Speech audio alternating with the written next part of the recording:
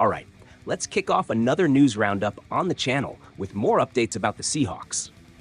Welcome to another round of updates. It's Charles here, always talking to you, bringing another video that's quick, straight to the point, and super up to date about the Seattle Seahawks. If you're new here, don't forget to subscribe. There are daily videos on the channel, so you'll always stay informed and won't miss a thing. And hit that like button. Every Seahawks fan that leaves a like helps a ton, strengthens the channel, and motivates me to keep recording for you all. To start off with some updated news, I want to hear your thoughts on this situation.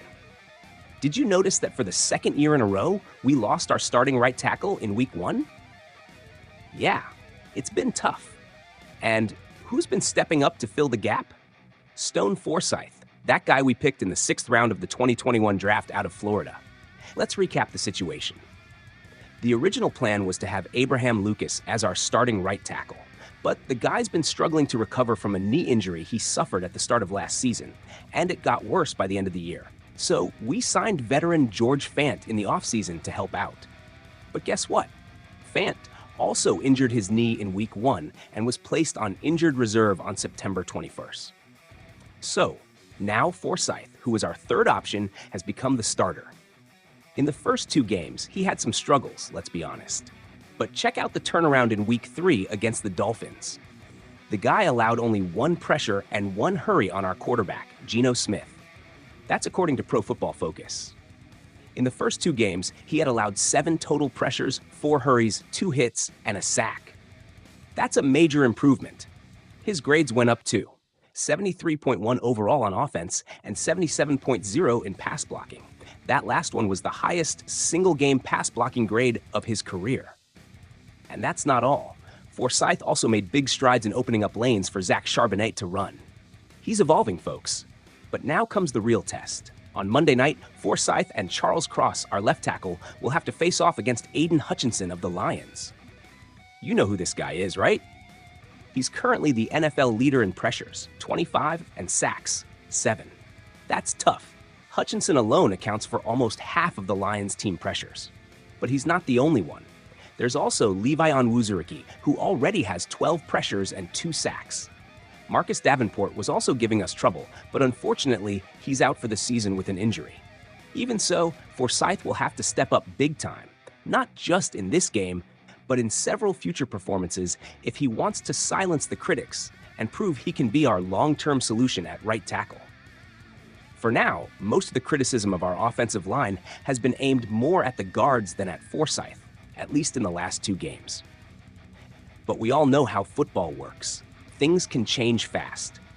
So, do you think Forsythe can hold his own against Hutchinson? Could he be our permanent solution at right tackle? Moving on with the updates. Did you know that Geno Smith is an absolute master when playing in indoor stadiums? That's right. Our quarterback, now in his 12th NFL season, crazy, right?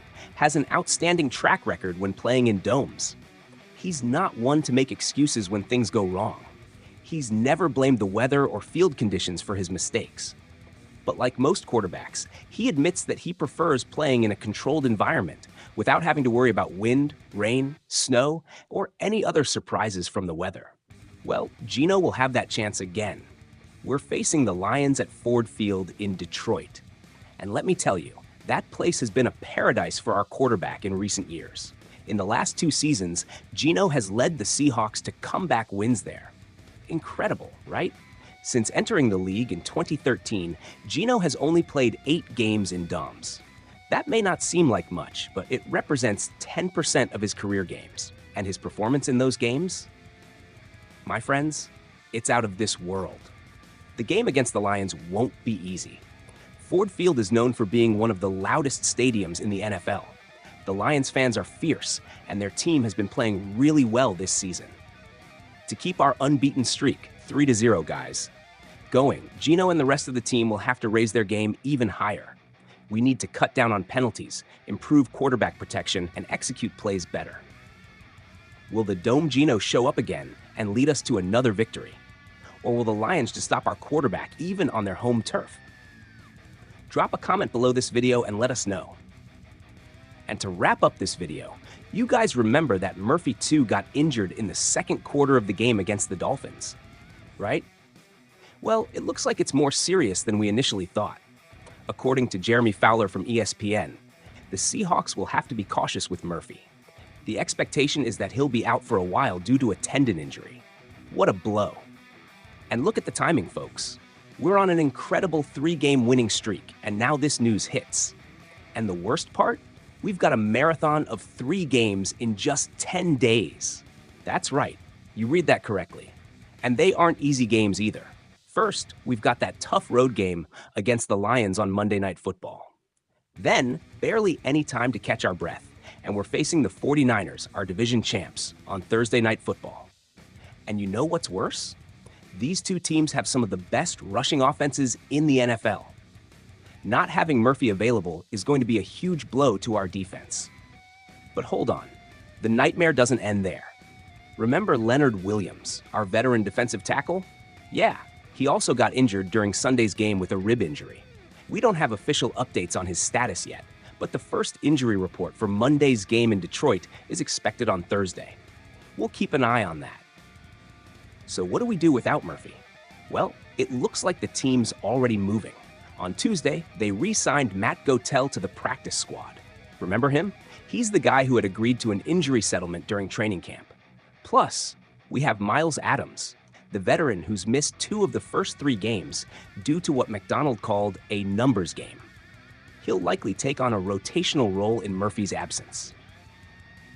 How are we going to handle these powerhouse rushing attacks without Murphy and possibly without Williams? Let me know what you think in the comments below. If you liked the video, leave a like, subscribe to the channel, it's super important. Thanks for everything, and go Seahawks.